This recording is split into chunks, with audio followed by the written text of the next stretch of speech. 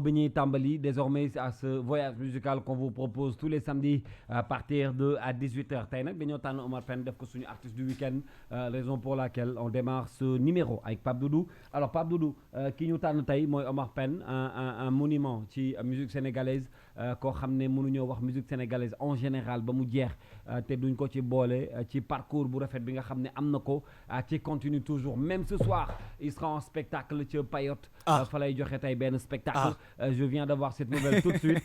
Quelle de l'information. xam nga mag man nag fu ne laay dugg. non mon ami donc tey ci boppam damay seetaani Omar Baye Pène. waaw bien sûr voilà donc il sera tout à l'heure ci benn plage bu cool bu nekk ci.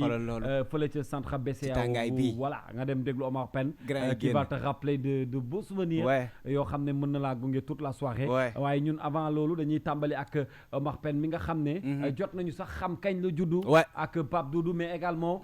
son parcours qu'on va essayer de résumer dans cette émission ndax mooy suñu artiste du week-end. c'est vrai Kals et je xaw ma dama war a wax xaw ma dama war a wax ne. Omar Pène. bu fekkee sax xëy na xel wala xol xaw na fattu tuuti. bu boobaa ñun ñëppay trahir. amul kenn koo xamante ni sa xel. mën na génn ci Omar Pène. mënuñu sax wax wala duñu sax dellu si waat ci ginnaaw 1956 non. mais si on se rappelle bien ba muy am 13 ans. da ko fekk ci biti. lu ko yóbbu ci biti. parce que il a toujours senti le besoin d'aller aider les autres. génn participer dans la vie active. ci quartier la commencé. gis nga Kals. nit du xëy sotti. da ngay tàmbali di door. Omar Pène ba mu juddoo fii Medina gi daf fi jóge après mu dem Pikine. ci biir hood bi. di ko ñàkkante bu baax. 13 ans mu génn ci biti. ba mu génnee.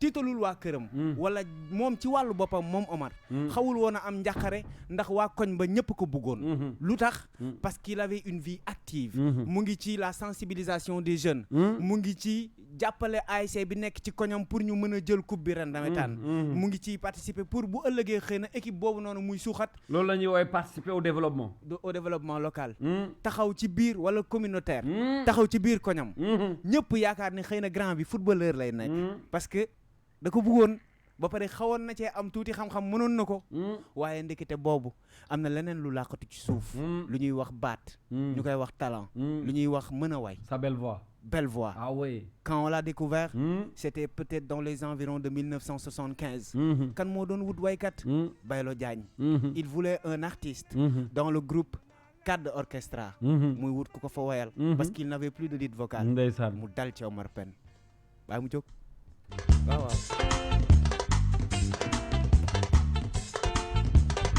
bàkk na Mam Bamba kili di jamba jan fa bamba ja to del si dunia Mam Bamba kili di jamba jan fa bamba ja to del si dunia iwai Mam Khadim kili di jamba jan fa bamba ja to del si dunia Mam Bamba kili di jamba jan fa bamba ja to del si dunia iwai sanga mbake tonyaw mami gini fat masmi aram ga tonyaw Mam Bamba kili di jamba jan fa bamba ja to del si dunia iwai dem na Gabon dem na Mayumbi iwai dem na Gabon dem na Mayumbi sikil ngal Islam Mam Bamba kili di jamba jan fa bamba ja to del si dunia iwai dem na Gabon dem na Mayumbi iwai dem na Gabon dem na Mayumbi sikil ngal Islam Mam Bamba kili di jamba jan fa bamba ja to del si dunia iwai Mam Khadim kili di jamba jan fa bamba ja to del si dunia Mam Bamba kili di jamba jan fa bamba ja to del si dunia sanga mbake tonyaw mami gini fat masmi yaram ga tonyaw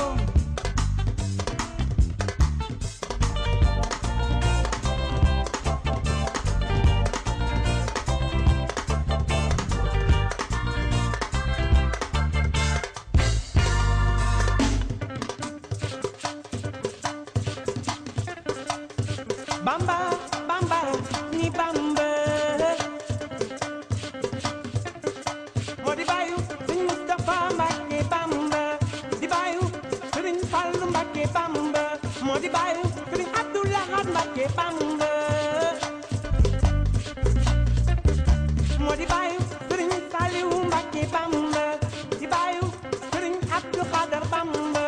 di bàyyi sëriñ sooy bu Mbàkke Bamba moo di maam di gaynde Fatma Bamba di maam di sëriñ Moodu Buso Bamba di maam di sëriñ Moodu Kara Bamba maam Tera Fall di Lamp Fall Babul Muridina may sa bige Kumba Fall Lamp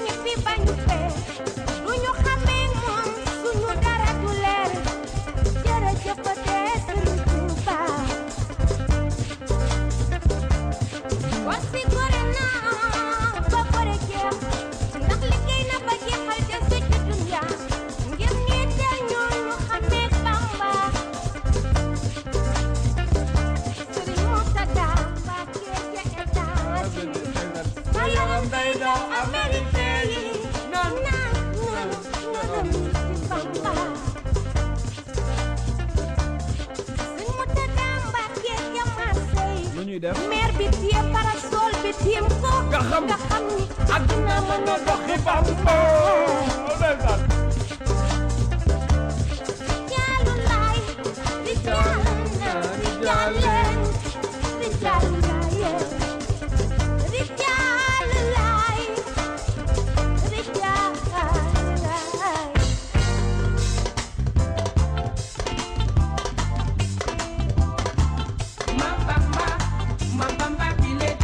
ku def fa Bamba Dia dootoo del si dunya ku def fa Bamba Dia dootoo del si dunya ku def fa Bamba Dia dootoo del si dunya ku def fa Bamba Dia dootoo del si dunya. Alors certainement vous avez compris, c'est notre artiste du week-end, il s'appelle Omar Pène. Tout à l'heure ci résumé Pape Doudou a dellu soit na un peu ci li nga xam ne mooy carrière bi début Omar Pène qui est notre artiste du week-end dinañ ci dellu soit tout à l'heure mais ci kanam dinañu dalal Djiby Seye mi nga xam ne il prépare un événement, ce sera pour le samedi prochain. Djiby Seye ak Medina nag Djiby Seye ak groupe Futur Média, c'est une longue histoire, raison pour laquelle dinañ ci ñëwaat ci kanam tuuti, non seulement ci Djiby Seye mais on va parler bien sûr de Omar Pène mi nga xam ne moom la ñu tànn tey mu nekk suñu artiste du week-end. Mais bi may wax Omar Pène, Pape Doudou. Yes. dafa am lu ma coon sekk dey léegi nii ah grand coon. sëñ Pape. waaw dafa am lu ma dey léegi. Est-ce que xam nga ni bokk na ci ay xaritam. musuma xam loolu. Est-ce que xam nga ni bokk na ci ses meilleurs amis. ah oui. ñaari star. oui. moo tax ci kanam tuuti bu may ñëwaat ci partie artiste du week-end dinaa la dégtal titre boo xam ne ñoom ñoo ko bokk. te c'est pas sorti officiellement. loolu musuma koo yëg. Non dama la koy jox. waaw may nu loolu. dama la koy jox mais en attendant. damay bégal Thione Ballago Seck après ñu dellu si waat. acca na ko dal.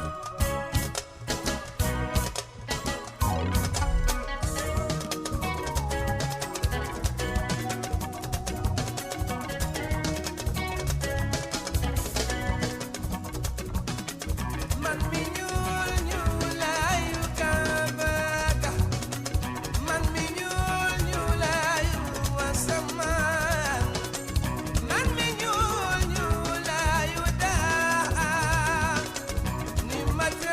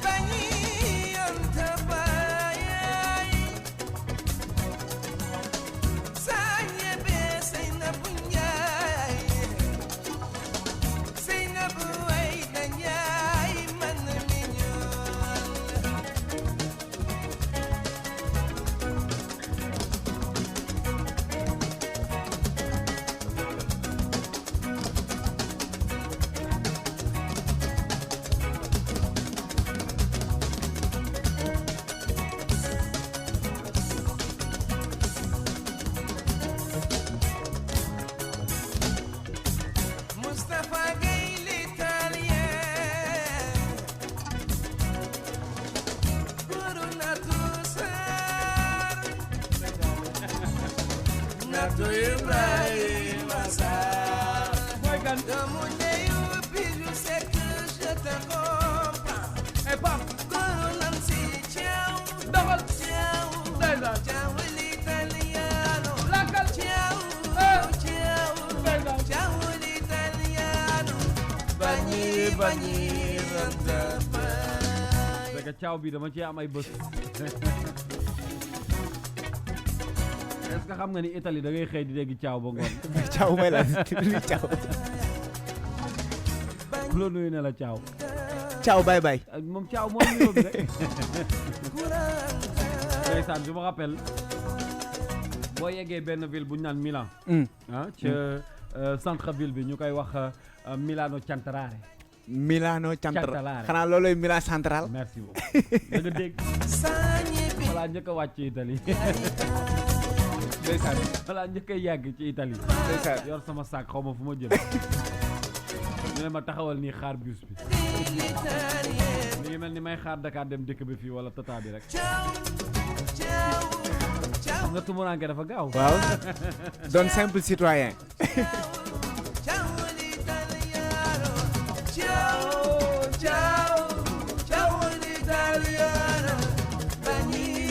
alors joli titre de Thione Ballago Seck ci Univers King man nag dama leen di fàttali ay titres yoo xam ne yëngaloon na leen ay jamono voyage bi jeexagul parce que bi ma tàmbalee ba léegi maa ngi des ak yéen Ndakaaru ci Omar Pène ci Thione Ballago Seck ci Diaw Diop mais léegi ma tukkee ak yéen jot nañ fee sax dem Fouta ak Baba Beydi Ma waaye am na feneen foo xam ne dinañ fa doxantu ci kanam mais fàttali waat ni que suñu artiste du week-end nag li waral waxu Omar Pène bi boobaak léegi c'est parce que moom la ñu tànn mu nekk suñu artiste bi nga xam ne moom la ñu àndal ci week-end bi Pape Doudou. Exactement Kals, je voudrais juste rappeler à tous ceux qui nous écoutent actuellement que li ñu nekk di def nii dañ koy def toujours Kals ak fierté. xam nga entre 1971 1972 73 ba 74 après Omar Pène dafa taxaw Baylo Diagne taxaw ñu jël seen doole ñoom ñëpp ak groupe la woon buy woy fii Sénégal ñu boole ko mu nekk Super Étoile mu nekk Super Jamono plutôt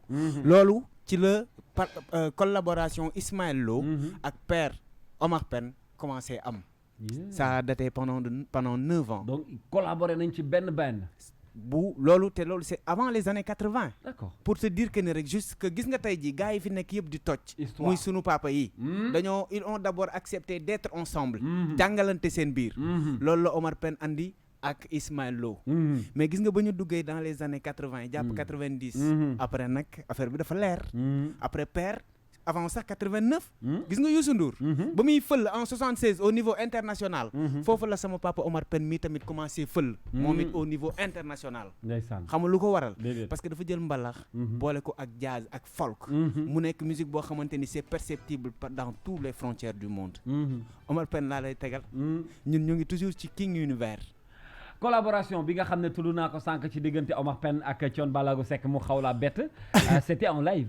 yow Kals loolu xam nga balaa ma ciy commentaire ak yow. waaw dama lay bàyyi nga pousse bouton. waaw ñu xam loolu lan la parce que mosuma koo dégg.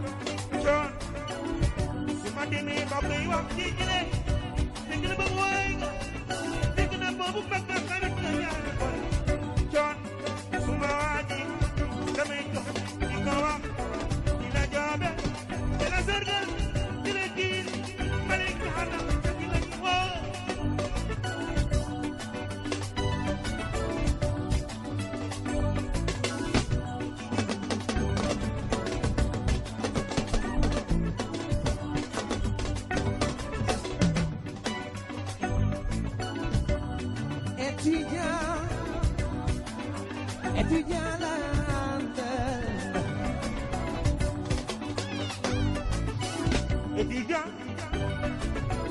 étudiant la ñu yaakaar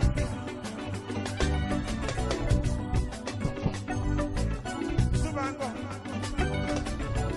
ba jóg guddi yéen a nga jëf war naa leen sërgal war nañu leen wéy wala kii ndax yéen i jàmbaar wala bu ñëpp demee yéen ay gis yi di jaay maa ngi leen di woo di leen sërgal di leen ñaanal wax ci joon la ma waxoon léegi mooy kay dañoo mel ni kuy football dama yore bal paas da nga paas ma paas da nga dugal bal ba waaw waaw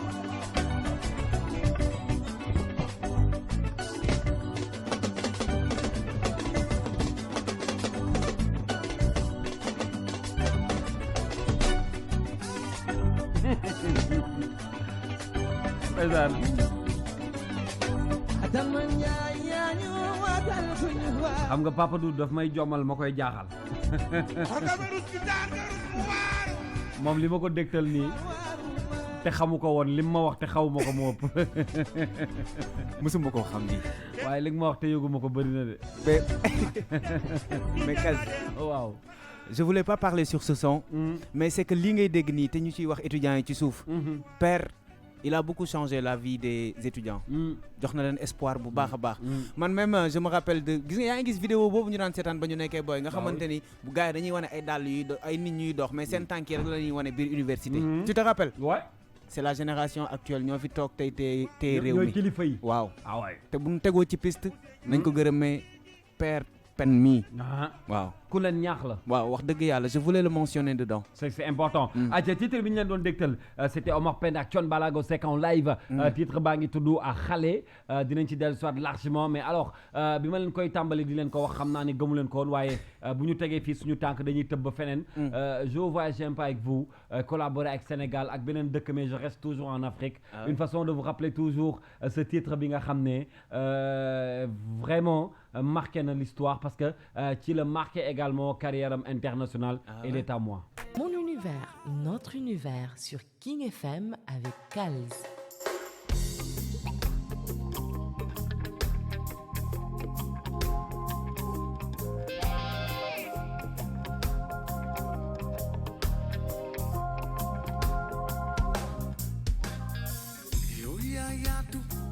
bari meloka ni su mere sax ñëw nga defal ko fépp foo ci dem nag yëbbaale nga jom musique bëgg naa yow yaa yaatu bari meloka ni su mere sax yegg si nga defal fépp foo ci dem nag yëbbaale nga jom musique man bëgg naa la now that you save my world in my dreaming can't do now that you set me the words to explain my pain now that you set my world in my dreaming can't do now that you set me the words to explain my pain tax nga ma dem fu ne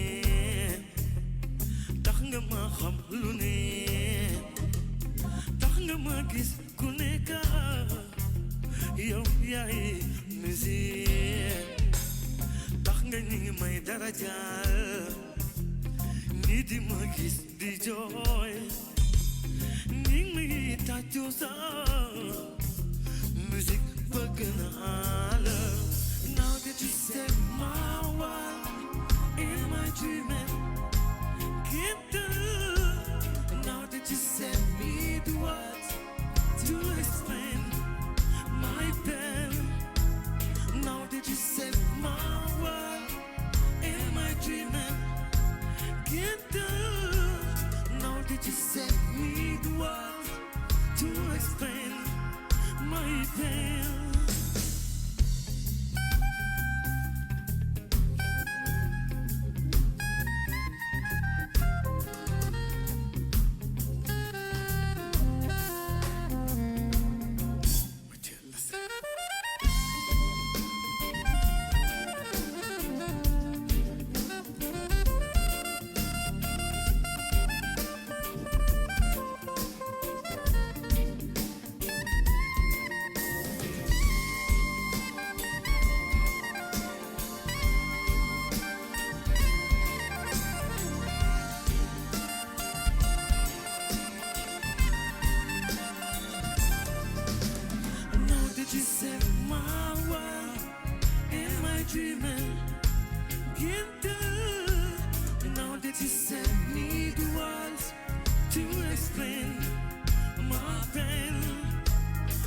that you set my world. Am I dreaming? Kindle. Now that you set me the words to explain my pen.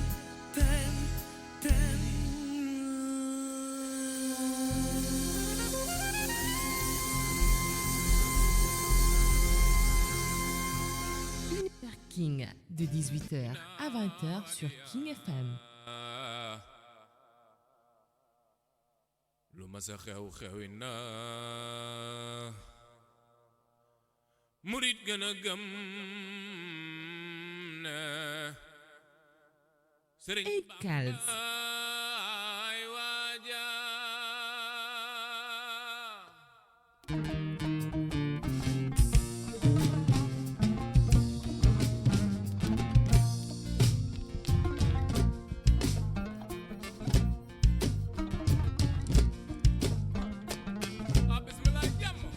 sunu magal gi lu war la Ahmadu Bamba liggéey na fexeel ba bu la kenn jiitoo ti suba Mbàkke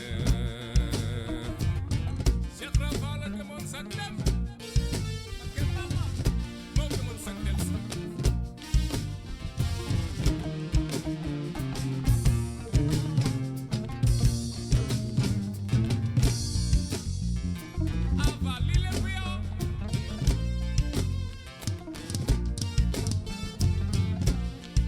ginnaaw adiya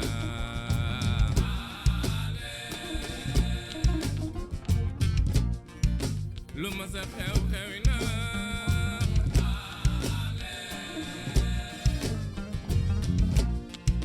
murit gën a gëm na Sëriñ Bamba ay waaja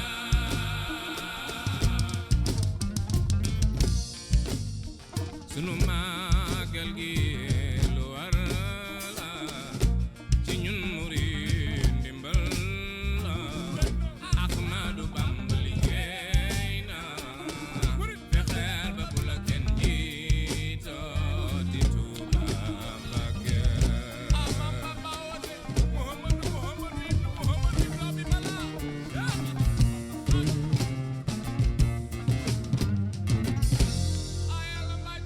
murid Maam Bamba daan na seytaane Et Kals. jumayamba Ahmadu Bamba fawul foluwul forcewul Yàlla ko fal def ko muy moom Mbàkke kenn du moom boole kook Cheikh Ibra Fall muy fal di foli di bumi kenn du Maam Seera Fall mi Yàlla faale faal may sa biige Kumba Fall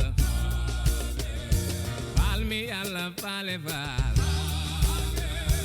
may sa biige Kumba Fall faal tey nu way sa doom ji Maam Seera Fall tey nu way sa doom ji Maam Seex Ibrahima Fall Ndeysaan.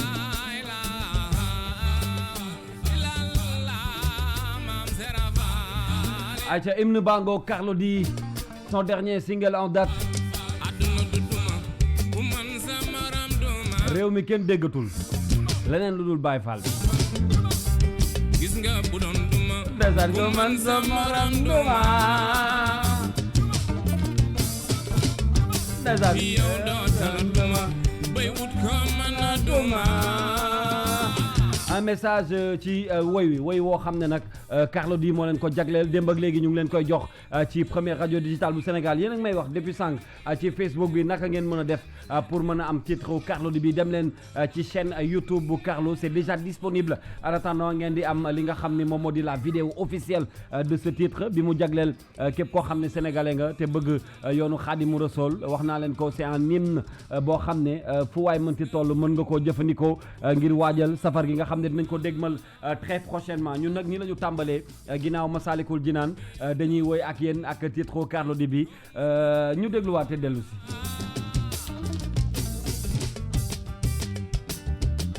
sa doom ji Maam Seera Faal tey nu way sa doom ji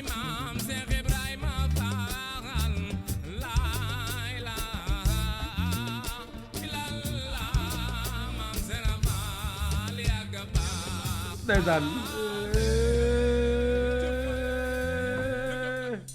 xam nga ni Pape Doudou doo ci mucc mënoo cee mucc maa ngi ñëw ndeysaan wal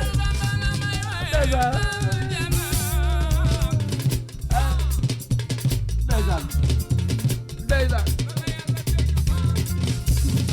nekkoon na suñu invité avant samedi bi ñu weesu Carlou D li nag daf leen koo junjoon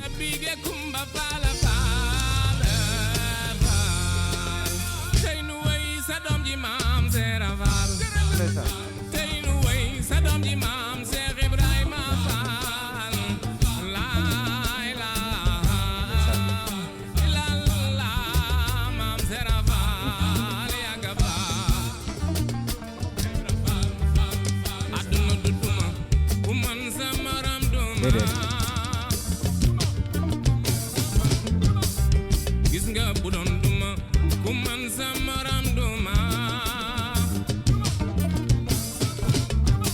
yow doo tala duma bay wut ko man a duma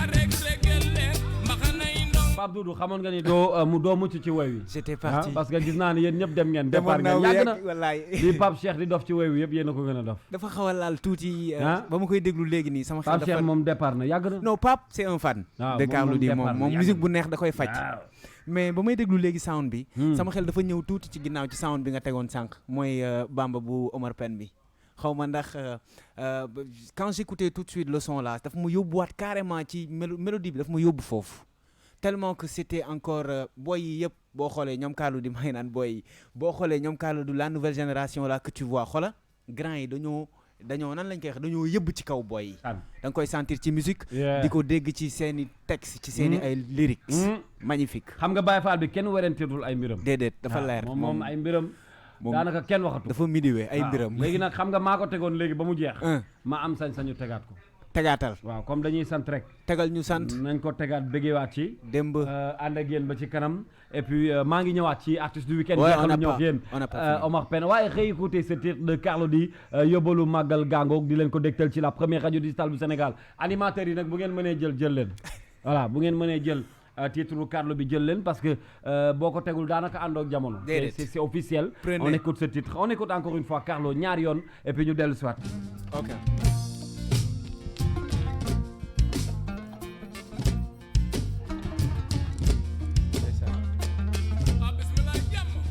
sunu magal gi lu war la Ahmadu Bamba liggéey na fexeel ba bu la kenn jiitoo ti suba Mbàkke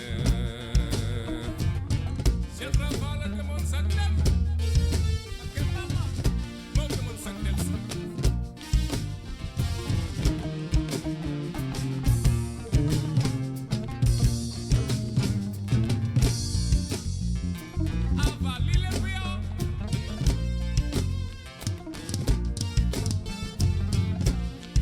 ginnaaw adiya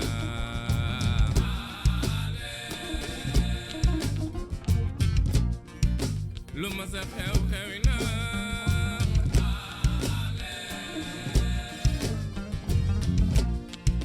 murit gën a gëm ne Sëriñ Bamba ay waaja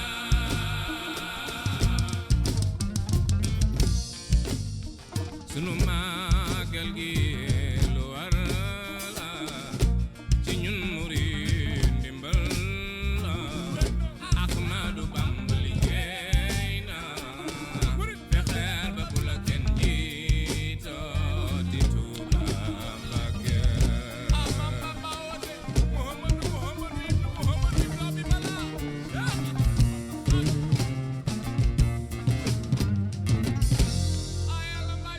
murit Maam Bamba daan na seytaane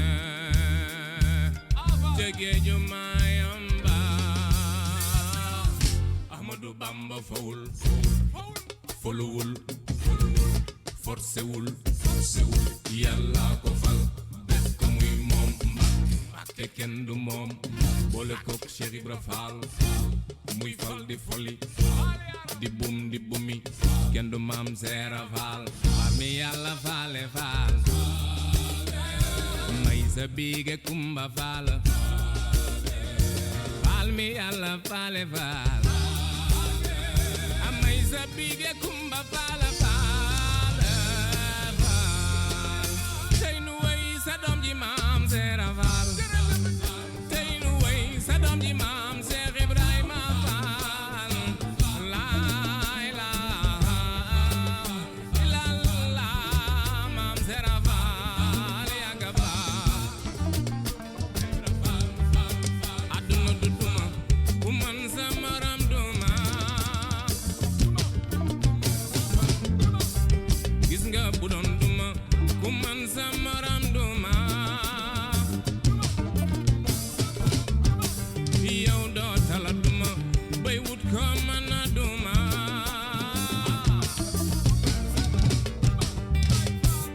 a rek regel leen mbaxanay ndongo yu yeesi bun fi defee li ngeen fi def mel ni ngeen mel góor jàpp góor am ndam lee yoonu borom Tuuba Mbàkke àdduna du duma ku mën sa morom duma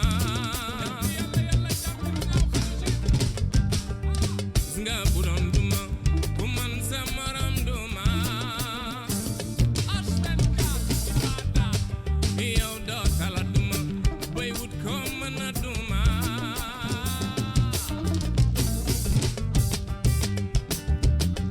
sa doom ji maam Seera Faal tey nu way sa doom ji maam Seex Ibrahima Faal laay la maam Seera Faal yàgga baax faale man dama koy way di ko way di ko way di ko way dama koy way di ko way Ahmadu Bamba la may way bal jana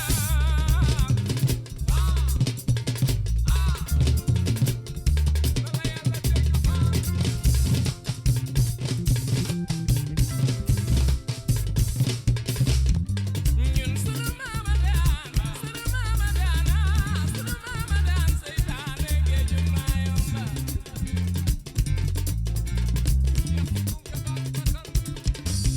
mel lu ko ba mel ni moom doon lu ko ba niroog moom ab taalibe ku mu toppewu ko kurul Sëriñ Tuuba ndax da koy béggee ñun dañ koy béggee Maam Bamba la ni béggee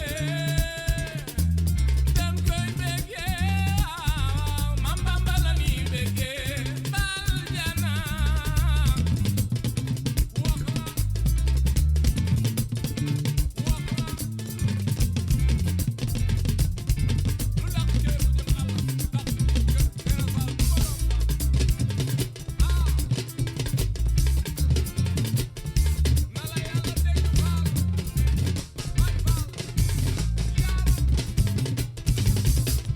ndeysaan ak lan ndeysaan ophtalmologue mënul fexe ba sama gët yi du gis ku dul Ahmadou Bamba Déedéet. njëñërologue mënul fexe ba duma takkiñ di sant Ahmadou Bamba déedéet làmmiñologue mënul fexe ba duma xëy di tudd Ahmadou Bamba ñi naan li may wax Bamba dafa bari seen wax jàngi may tàngal ba di ma bëri j'attaque je connais je gagne la woon génération bul faale la woon écurie Dakar fi tegoon Lion de Guédiawaye démb la woon lu mu guddi guddi tey ji mbuur la daf du wet back in the beat foofa laa yaroo parcelle lay fanaani kii daan te ngeen mën na su ko daan ko bëgg a xam Bamba ci gaaw ndax Bamba di sam su soo daan dëgg la réew mu ne am na mboy fexeel ba bañ la cee wayal tey na mi nga bañ la cee wayal ëllëg si biir mele coow rek la man dara mënu maa yëngal dafa jot nag ñu kennal borom Tuuba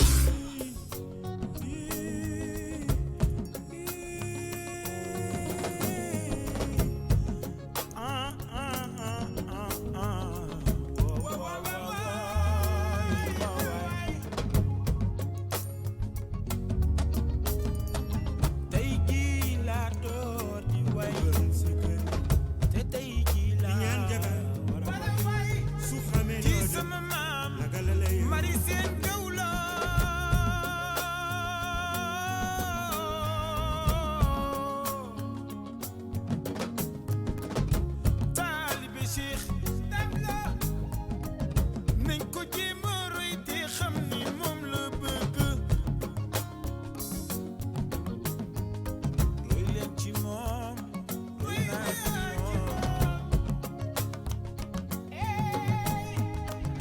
bi may tàmbali maa ngi leen koy wax su ngeen ko déggee non seulement seen xel dafay dal ci musique sénégalaise mais talent bi nga xam ne suñu borom may na ko Djibril Seye ñu dalal ko tey pour waxtaanee son événement qu'il prépare mais xam ngeen ne digganteem ak groupe Futur Média dafay yàgg digganteem ak kër gi ñu toog tey du tey parce que ku wax Djibi Seye di nga wax Mame Marie Sène waaye ku ko wax également di nga wax Youssou Ndour ñun nag tey dañu am mbégte mu rëy moo xam ne dañ koo dalal bëggoon nañ koo tàmbali depuis 18h comme niñ ko annoncé woon mais ay tolof ak ay xat-xat ci tali bi moo tax ñu yeex koo tàmbali waaye ñàkk koo def wóorul raison pour laquelle ñu jël ci minutes yi nga xam ne am nañ ko ngir waxtaan ak moom un peu ci carrière bi waxtaan également ci événement bi nga xam ne moom lay waajal c'est un plaisir ñu recevoir Djibril Djibi ñu ngi lay nuyu di la dalal ci la première radio digitale bu Sénégal muy King FM tey jégaluwaat xëy na ci retard bi mais di la nuyu et puis di la dalal sa kër. waaw di la fay grand case. Retard bi moom xam naa ci man la quoi ci man la. mais amul solo man maa war a jégalu quoi. waaw di nuyu bépp auditeur. King FM. di la siyaar yow mi jaajëf voilà di nuyu Sénégal jaay yëpp. képp kuy fan si Djibi Seye yaakaar naa ne yaa ngi déglu ko King FM fi mu toll nii. jaajëf mbégte mi ñi am mooy non seulement ginnaaw bu ñu remarqué yar bi ak dal bi et surtout talent bi nga xam ne moo nekk ci yow sa parcours yaakaar naa Sénégal dootuñu leen ko rappelé ti parce que xam nañu fi mu jógee ku wax Mame Marie Sène wax Youssou Ndour mi nga xam ne kuy wax musique sénégalaise tey doo ko tëb forcément bu ñu la gisee dañu naan c'est très normal booboog léegi yaa ngi ci mais man li may impressionné à chaque fois ci sa carrière mooy patience bi nga àndal donte que yaa ngi ci ginnaaw Youssou di ko defal ay chœur de temps en temps am possibilité wu voyager un peu partout ci àddina bi tey ci musique sénégalaise nga am ci cër nag quand même il faut le dire mais ba tey tu restes patient di xaar di taaxirlu man à chaque fois bu ma la gisee dem naan noo waa ji am na lu muy waajal donc li ci ginnaaw du ñu ko xam mais lan mooy waral dal gi ak patience bi même si bu fekkee tey parcours bi mën nañ wax ni que même si c'est pas parfait mais taaru na taar goo xam ne li nekk ci sa ginnaaw tey mën na andi confirmation ci sa carrière. waaw alhamdulilah ñu sant yàlla rek. parce que aar moom ñëpp xam nañ ni përëx yi taxul mu dem. dal moo la ci mën a may li nga bëgg. aar ku ne xam na ni du ëmb day xëy rek wasin. ndax patience bi ñu am. amaana ñu ngi ko gisee ci ki ñu jàngal. mooy kilifa gi macha allah. moom am na patience boo ba nga xamante ni. buy wax ak yow sax. da nga xam ni kii day dox comme comme maanaam loo xamante ni doo comprendre daal. moom boo ko xoolee rek. yéen xam naa ni misaal la quoi. waaw xam naa ni di ngeen gis ci moom lu bëri ndax. waaw bi muy nekk ci kër gi ak yéen moom waaw macha allah. mais bon patience rek mooy aar. parce que bu ñu xoolee gis nañ fi ay magum yoo xamante ni tey yàlla na leen yàlla yërëm. génn nañu àddina. ku mel ni César xaw ma Césaria Evora. kooku dem na ba à l'âge de 50 ans. mu door siiw. door ci am lu mu ci doon bëbët. kon aar ñun carrière la ñu def. defuñu showbiz. boo fekkente ni showbiz nga bëgg mën nga ko def mais bu fekkente ni carrière nga bëgg def. doon boo bëgg a def carrière daal. bu fekkente ni loolu nga bëgg a def it foog nga dal daal. aar moom dal la laaj. voilà yaa xam ci wuñ dara nag. waaw ku ne xam jël temps bi mu laaj. voilà. Pape Doudou je ne suis pas seul ci studio bi ñi ngi ak Djibi Seye comme ni ma ko waxee boobu léegi bi ñu ko annoncé li ngay njëkk a dégg mooy non il a tellement de talent le gars voix bi dafa nice li muy def mën na ko jëw bi moom Sénégal yëpp benn la mooy macha allah talent bi nekk ci yow moo waral bi ñu yégée ni dañ lay dalal mu nekk mbégte ñu bu rëy ci ñun ma àndi ci ak Pape Doudou. c'est vrai Kals man Djibi xam naa ko bu baax te ci kër gi fii laa ko xamee. Djibi déjà maa ngi lay nuyu bu baax. li ma la bëggoon njëkk laaj mooy mais ana patay parce que bu fekkee oto yi dawuñ moto yi ñu ngi ci circulation bi di bloqué ana patay. non patay yi aj nañ ko bu yàgg bàyyi nañ dawal patay léegi fu mu toll nii ci leneen lañ nekk Medina la de. waaw bàyyi nañ ko ñi ko njëkk a dawal presque ci jeune kii ci laa bokk. ci nga bokk. dëgg la ñi ko njëkk a dawal la bokk de. parce que dégg naa ne aussi ñuy wax naan ni grand bi nekkee xaritu maamam. yow noonu nga nekkee woon tamit sa xaritu maam. waaw kon yow patin dégg naa da nga cee teel a jot. da cee teel a dugg.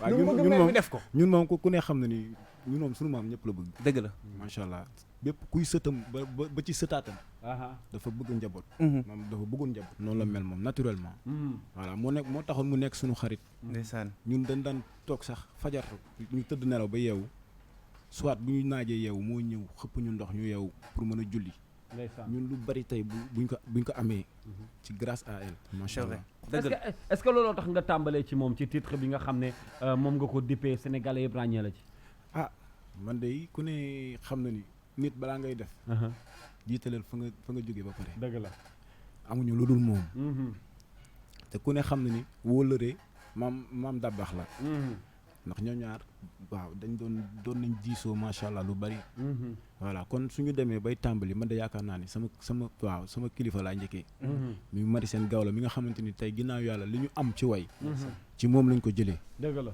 waaw lu ñu am ci way ci moom lañ ko jëlee ndax dañuy xelal dañu daan xelal di moins di def ci ñun lu bari macha allah dafa am lu may dégg ci suuf xam nga Ablaye Diop bu RFM daanaka bu ñu gënee xamante ak yow moom ci la bokk dafa am loo xam ne damay toog maag moom di ko déglu lu bari te li ma ci comprendre bariwul ma bëgg ñu déglu ci tuuti dellu soit perte bëri na am na ñoo xam ne xëy na amuñu occasion découvrir ko alors c'est quoi ce projet ji bi lii lan la waaw lii benn single la woon rek boo xamante ni sama waay yi dafa jóge Angleterre bon gis ma may woy boobu man ak sama waay ñoo nekkoon Fifsi Félix mu ñëw dégg ma may woy bon mu gis bon ak ñoom xam nga moom lu mu sentir voilà mais am nga voix bu extraordinaire ndeysaan yooyu doo ñëw ñu def benn morceau ma ne ko bon man moom musicien la am lu du ma bañ musique te déjà yow da nga ñu wàlli si ndeysaan kon am na loo xam ne war nañ ko mën a def waaw te morceau bi def donc lu naturel la quoi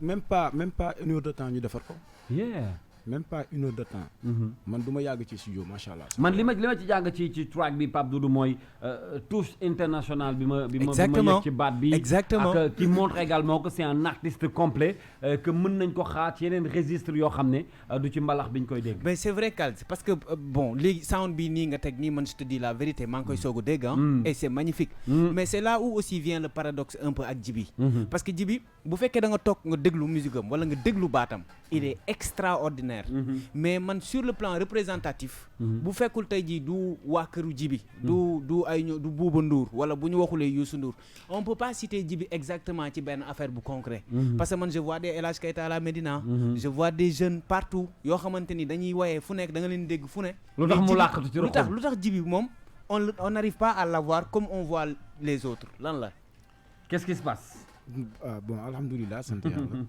bon boo gisee aussi ñu toog dal sànq kaddu la kii na ma ko exact la posé na ma genre question boobu nee na ma lu tax patience comprendre patience mooy lépp déjà mën nga fi nekk di génne ay single te après même pas 2-3 mois kenn dootu ko dégg effectivement mën na nekk kenn dootu ko dégg Sénégal na ma yàlla jégal xarabuma kenn nag mais woy actualité moo fi amatul soo ko déggee rek ci kilifa yi nga koy gis ñi nga xamante ni yàgg nañ ci aar bi te yàquñu ko benn yoon dingatuma nag kenn waaw dingatuma mais xam naa ni bu ñu góorgóorluwul jéem a defar suñu musique bii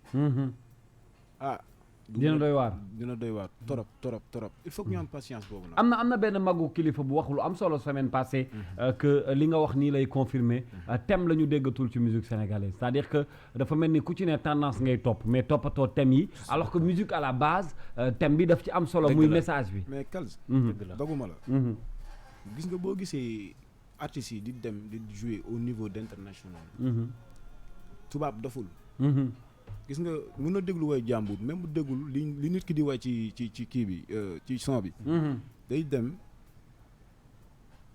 am na léegi kii yu gars yi xewal ci internet bi dañuy dem li ngay wax yëpp da koy kiiwaat moom mu xam li nga wax exact day xam ndax yow li nga wax am na solo wala amul solo musique dafa universelle voilà li tax suñu musiciens yi nii ñu bëri tey dematuñu international non dañuy dem rek dajaloo ci benn salle sénégalais yi ñëw ñu tëgg li ñuy tëgg pare ñibbi dëgg la mais pour comme grande scène yi nii non bareetul de non man de ñi ma gis ñu ko fi am macha allah. Youssou Ndour la. Baba Maal. Cheikh Lo. Jogal Sakho. ak Wassis Diop. bëggoon naa nga dikk tuuti ci sa diggante ak Youssou c'est quoi votre relation yow ak Youssou Ndour ak Super Étoile. waaw Youssou nag moom wax dëgg yàlla sama nijaay la moom. waaye dafa am lu bëri lu may bëgg roy ci moom. maanaam du ma ne mën naa ko du ma ne mënuma ko. mais am na lu bëri loo xamante ni maa ngi koy xool ci moom. te incha allah rabbi fas yéene naa doxee noonu daal. ndax aar guddul gàttul. carrière moo mel noonu. guddul gàttul maag Youssou nag bon alhamdulilahi rabbil alamin mosuñu am xaar ma yàlla. vraiment man de mosuma gis fu may bisculer wala dara noo amul.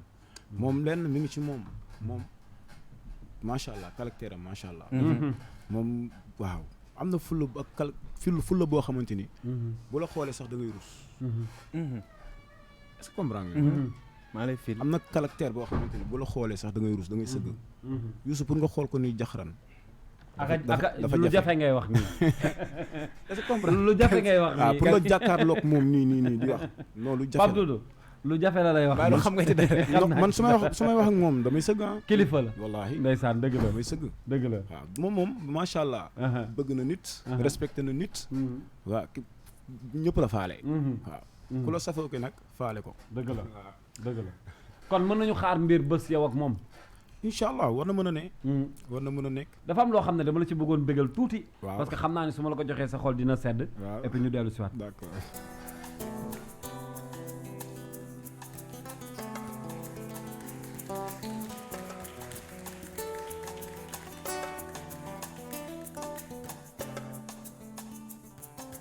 Ton univers, mon univers, notre univers sur King FM avec soo mënee defal ko bi lépp baax yi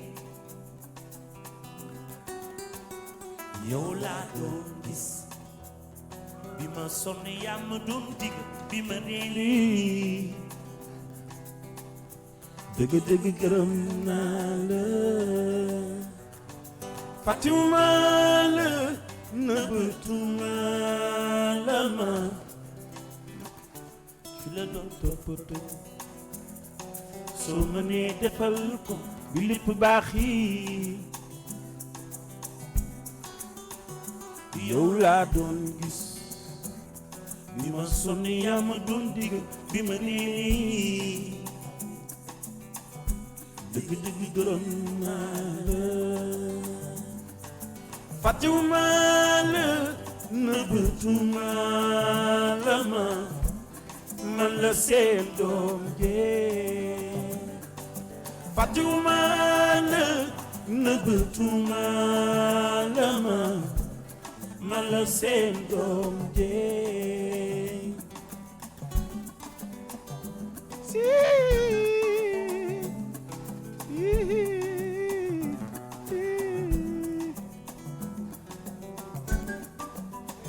mari seen gawlo baangi torodo yaa ma toppatoo aye lele woy gawlo jaral ma man jaay sumay doole ne joo dinaa la seeti ñu waxtaan ma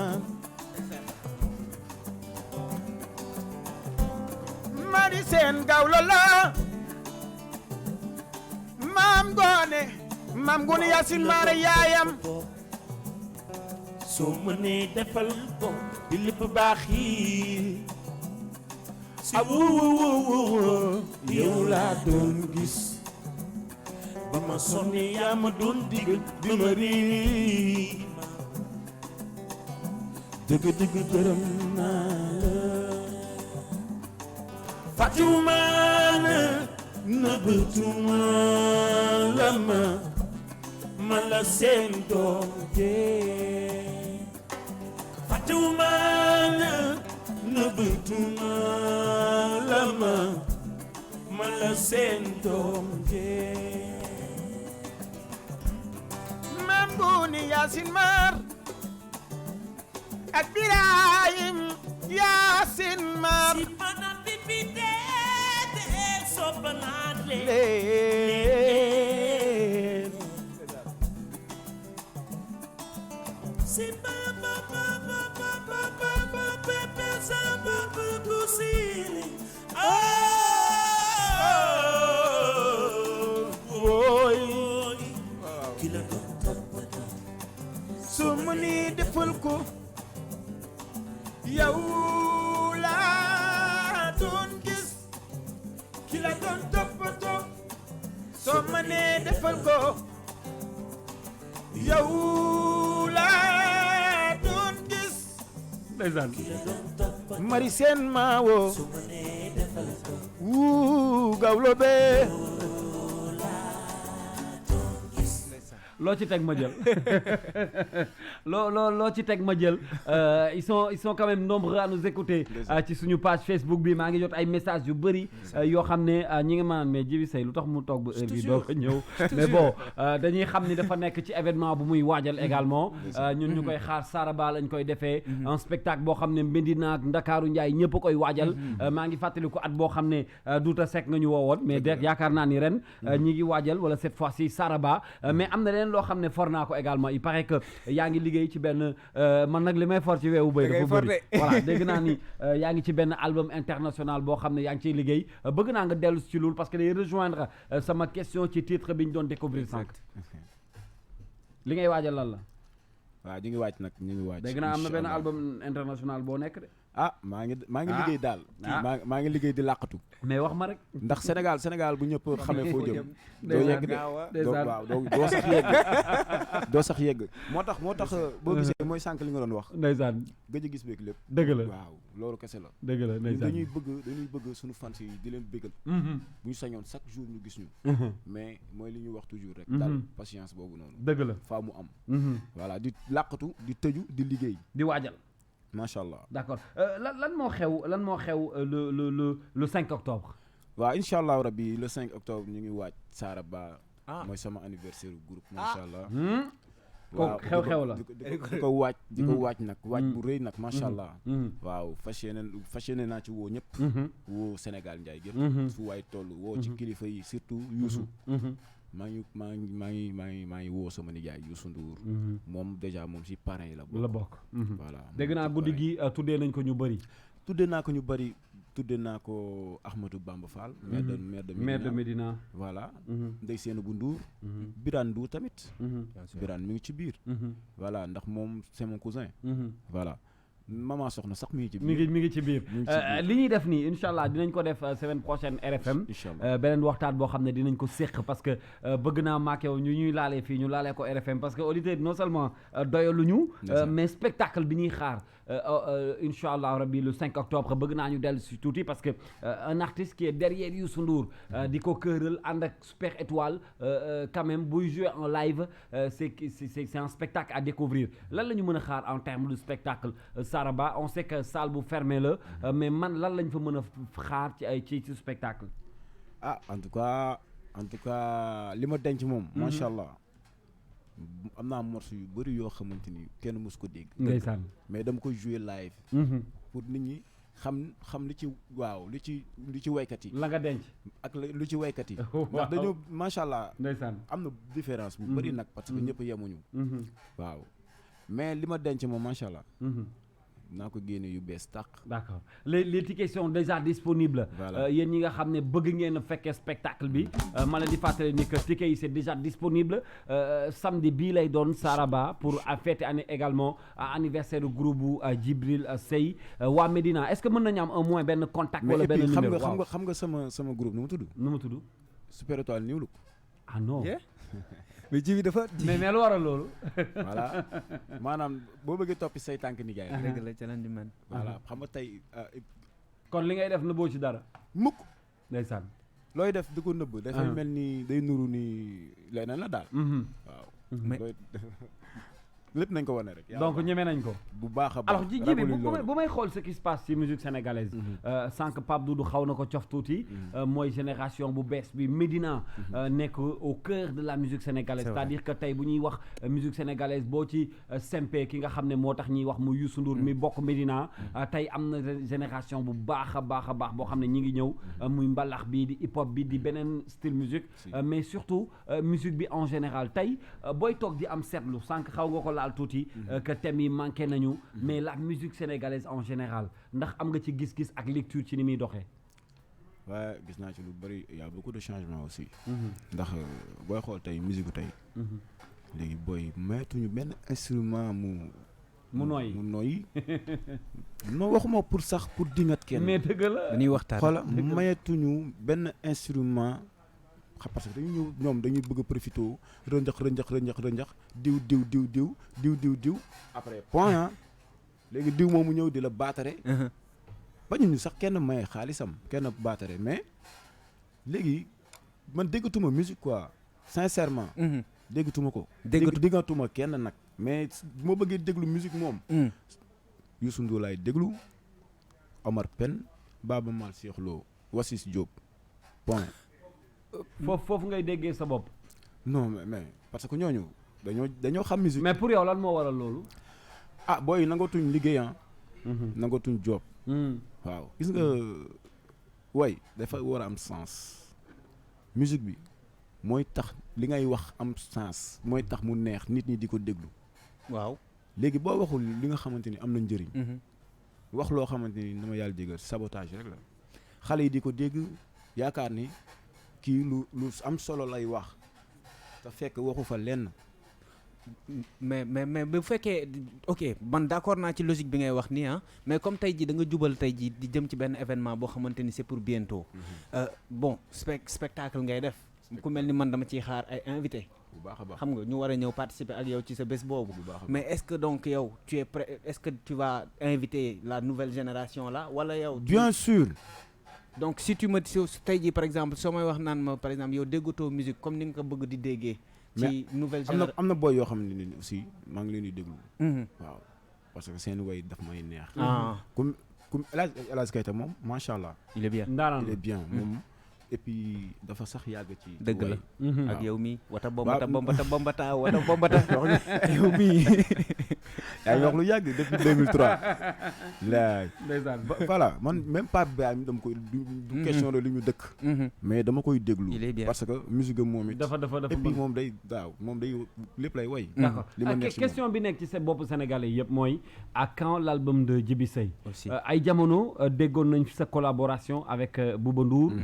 ndax mi ngi woy ba léegi même si on sait que peut-être labelu Bouba Ndour boobu existé tul ndax sa collaboration ak moom mi ngi woy ba léegi wala ci lan nga nekk est-ce que mën nañu xëy bés dégg ni yaa ngi génne sa album.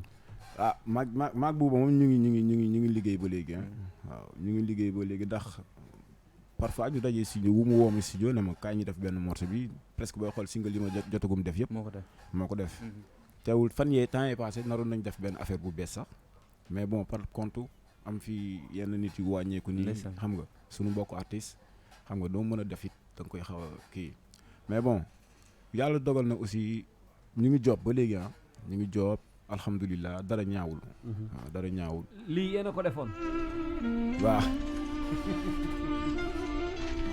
Kalz non ndeysaan voici quelque chose qui a marqué tout le monde. dama xaw a ragal woy wi ndax. non je te jure koor gi. ndeysaan. c'était magnifique.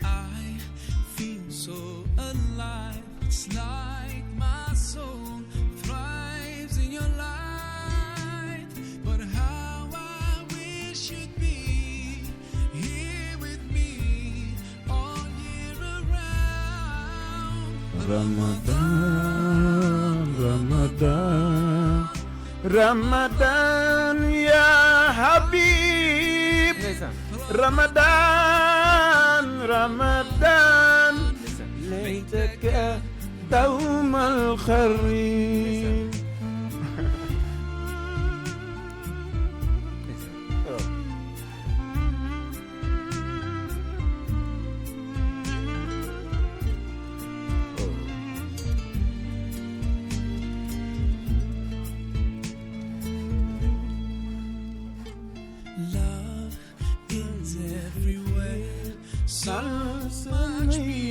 feels of the air. Ramadan, month of the Quran. I feel it inside. est-ce que xam ngeen ni bu ñu pare incha allah léegi Fafa mi ngi ñëw ak yéen ci fii la Fafa nag mooy suñu saraxu kër gi moom la ñu saraxe ci kër gi moom mooy saraxu kër gi moom léegi incha allah bu ñëwee lépp lay déranger bi mu déggee ni moom it dañoo invité Djiby Seye lu ne wax na ma ko ne ma balaa muy jeex foog ma sànni ci ay kaddu parce que ndaanaan nga invité moom incha allah dina ànd ak yéen léegi mais may fàttaliwaat ni événement bi incha allah samedi bii lay doon le 5 octobre venez découvrir le spectacle dina nekk spectacle boo xam ne non seulement di ngeen ci ànd ak Djiby Seye mais dinañ ànd ak groupe bi nga xam ne mooy Super Étoile New Look à découvrir parce que Super Étoile New Look rek déjà neex na voilà waxuma nag la ca topp parce que di ngeen gis Mbaye Dieye Faye numéro 2 di ngeen gis Jimi Mbaye numéro 2 Youssou Ndour moom waxatuñ ko waaye ña ca des ñëpp di ngeen leen gis incha allah ce sera fële ca Saraba man kenn du ma fa jiitu sama waa ji nag dafa yegg si ci biir xew mi te wax dëgg yàlla kenn mënu ko cee génnee kookoy Fafa moom mi nga xam ne bu marandoo léegi moom mooy ñëw ànd ak yéen ba 22h Fafa noo def bu jógee taxaw ngeen tàccul ma ko Fafa bu jógee taxaw ngeen tàccul ma ko Thior Fakala rek doomu judd réew yegg si na kas waaw noo def xam nga yow Thior Fakala xam nga nit ku nekk day am seytaane ndeysaan yow sama mos nga su ma la gisee rek damay excité damay agité parce que nag mooy raf tàngoor di wax lu la neex te dama di nit koo xam ne man dañ ma war di sotti ndox may fay waaye waruñ maa boyal te man dama lay boyal Thior Fakala pétrole nga yor sa allumette yaa ngi dégg di kos ak briquet yëf yi di sàjji waaye maa leen di bëggee bu baax a baax Djiby maa ngi lay bëggee waaw di la bëggee Fafa di la jox sa wàccuwaay yow it macha allah di la encouragé bu baax a baax day xale boo xam ne Thior Fakala surtout Mame Marie Sène bi nekk ci ginnaaw Youssou Ndour yor cœur bi di ko def ak cœur d'or yaa ngi dégg sës ci grand bi rëkk te rëkkoo ko